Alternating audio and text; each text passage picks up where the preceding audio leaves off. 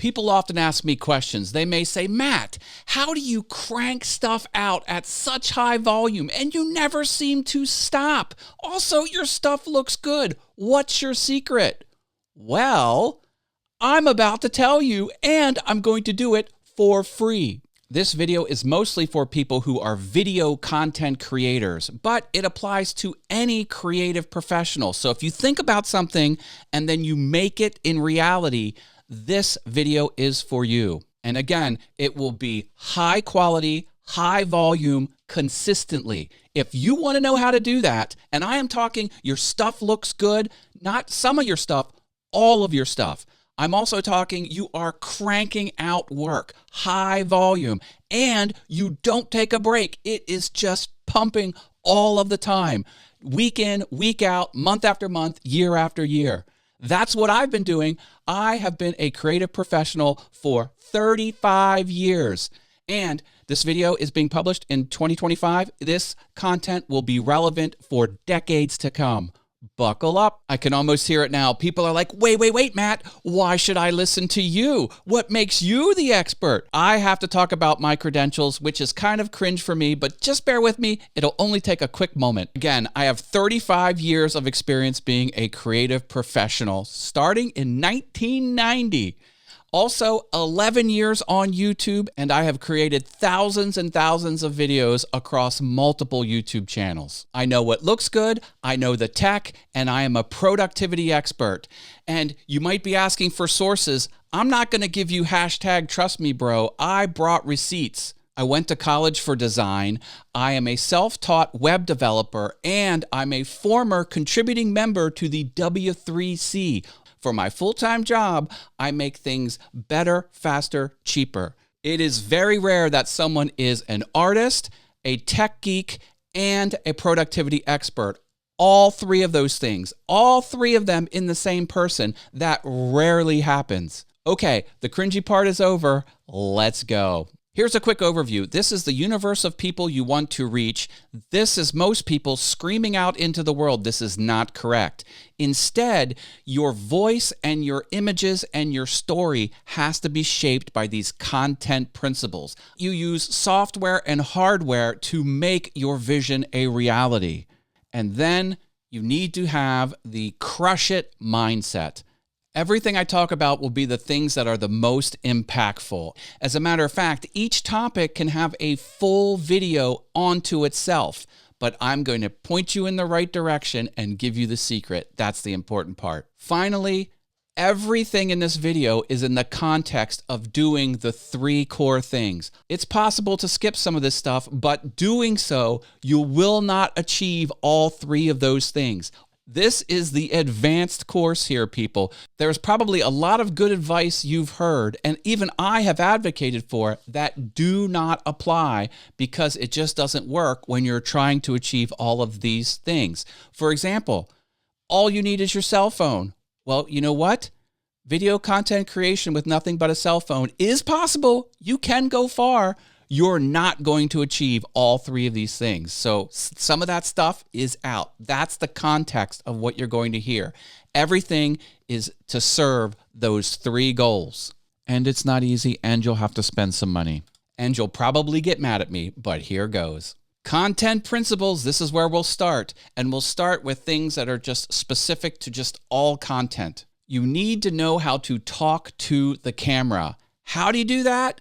The answer is too long to go into on this video, but there are tips to make your speech seem conversational, even though it's just you speaking to a camera lens. It's a very awkward thing, but there are ways to make it conversational. One way to improve speaking to the camera is to watch yourself back. That's right. Every video, you watch it back after you're done editing. You also have to put yourself in the mind of the viewer. What are they searching for? What problems are they trying to solve? What entertainment are they looking for? You have to deliver that while you're speaking what you want to the world. Doing so will hold their attention, and that's very important when we're talking about video. Next is design. You need to understand the core principles of good design. Things like color theory, white space, the golden ratio, the rule of thirds, typography. Understand these principles. Capturing video. The only real secret there is lots of light. Lots and lots of light. Light makes every camera so much better. Again, there are many more things to learn. This is only the most important stuff. The next is audio. You need to have great audio. Settle for nothing but awesome. Here's the broad strokes. Know the difference between gain and volume.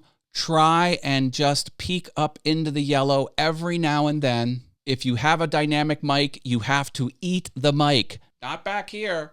You gotta be up on it. You need to invest in hardware for your mic. Understand what a limiter is and use it wisely.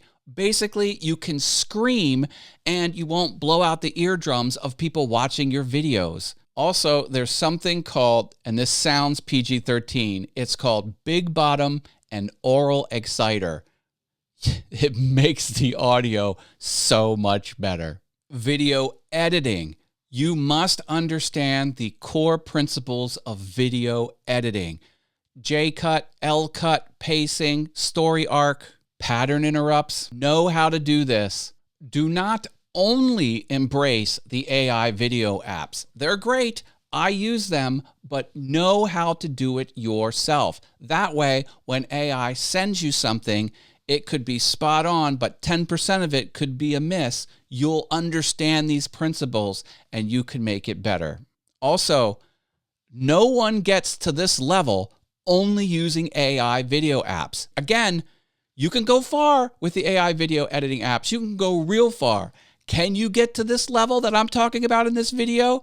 Also, I recommend learning on a real video app.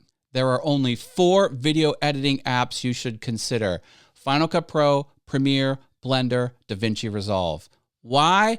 Because all of those have a huge user base of successful creators. The companies are good companies, and you can get support easily. AI. The only thing I have to say there is you need to be in the driver's seat and you need to demand good quality output. Understand these principles I've talked about and you will force AI to give you good work. And you'll know when it's not good work. Getting to this level also requires you to do some clerical and boring type stuff. Here's a few things you should really understand. For security, 2FA everywhere. File management, you should name your assets the way you will search for them in the future. And there's a whole bunch of other do's and don'ts. Backup. Do you know what the 3-2-1 backup method is? Figure it out and adopt it. Now let's talk about our hardware and software frameworks. Overall, you want to deal with established companies that have a long track record of people being successful using their products. Reject all others. Let's talk hardware. Apple everywhere. Everything Apple. Phones, computers, tablets, earbuds, watches. Why? It all works well together. I bought a knockoff earbud brand. They're fine, but about every 20th time, the noise canceling would stop and I would have to repair it.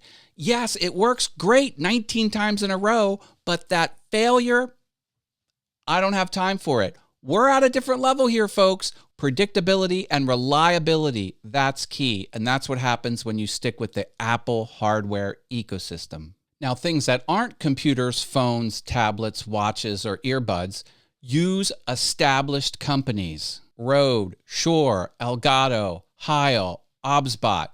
Good companies making good products with a large successful user base. Now let's talk about Apple software, whether it's creative stuff or productivity stuff. I don't use it. Apple software is generally not up to snuff, and it has a reduced user base because a lot of other people in the world are Windows. They don't use those apps. I do not use Apple Mail, Apple Calendar, Books, Music, Keynote, Safari, Pages, none of it. Now, some things I do, contacts, photos, notes, a few others. There is an exception, Final Cut Pro, because that needs to be an application. It's not a web-based service. It needs to be a real app running on real computer hardware. And the software people at Apple who make Final Cut Pro can talk to the hardware people at Apple and make it not crash. As a matter of fact, Final Cut Pro has crashed for me 3 times in 11 years. 3 times. Reliability is the key. Creative applications. Use everything Adobe. If Adobe makes it, use it. Illustrator, Photoshop, InDesign, all good. One exception, Premiere and After Effects. I do not use that. Again, I'm Final Cut Pro. In fairness, Adobe has been anti-consumer for several years. However, the software is top-notch and it's reliable. That's what matters. In some cases, a bad company can impact my decision. Adobe hasn't quite crossed that line yet. I'm still all in on Adobe. And I really like Adobe Express as well. That's overlooked. That is a great tool. Let's talk about Office apps. I am all Google, baby. Chrome, Gmail, all of the Drive apps, Docs, Sheets, Slides, Calendar. Why? It's reliable and has wide adoption among Mac and Windows users. Plus, they're collaborative. And Google is a stable company. Microsoft. Absolutely no Microsoft apps whatsoever. No exceptions. This is probably where the internet's going to throw me shade, but this is the way I roll. Again, I'm a creative professional. Microsoft is heavy application. It bogs down the operating system. It's crashy. It's buggy. You generally can't collaborate well on Microsoft documents. And all companies have a long list of failures. Microsoft's failures over time are astronomically worse than anything else. Microsoft has bit me too many times. They are completely dead to me. There are some miscellaneous software packages I use, all from reliable companies with a long history of success, easy to get support. One of them is Ecamm. I use that 7 days a week, every day of the year. Notion, Captions, Shotter, Whisper, all great apps. I use them. How do you do it consistently? What's the secret there? Well, you must have passion about the subject matter, and you should never dial it in, because here's something that everyone on the planet can do. And I don't use terms like everyone very often. Literally every person on the planet can tell if someone's dialing it in. It's just an innate ability everyone has. And I've seen it too often where a creator gets popular, they're under contract, they have obligations, they're just going through the motions. People can pick up on it. All of my emotions, it's genuine. This is how I am all of the time. Never dial it in. You should remove as much friction as possible. Make things as easy as you can. How long does it take to get this studio up and running? I've got 9 lights, a television, all kinds of things to fire on and check and do all this stuff. Less than a minute. Less than a minute, I am ready to rock and roll. When you feel creative, you should be able to sit down and start making content, which means you probably have to spend some money. Finally, you just have to want it. Think through what you want and go after it. When that happens, you're in the zone all of the time. Everything is just life. Basically, there is an enjoyment factor. I enjoy making this content, and I protect that joy fiercely. For example, I've seen a lot of woodworkers. I started out on YouTube woodworking.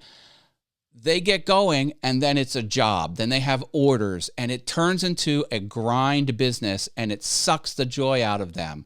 I purposely never went down that route because I wanted to protect the joy. All of my content, I get joy making it. That's why I am full speed ahead all the time, because I enjoy it. Look, if I can't force you to enjoy something, you just have to want it. Drop a like, subscribe, share, ring the bell.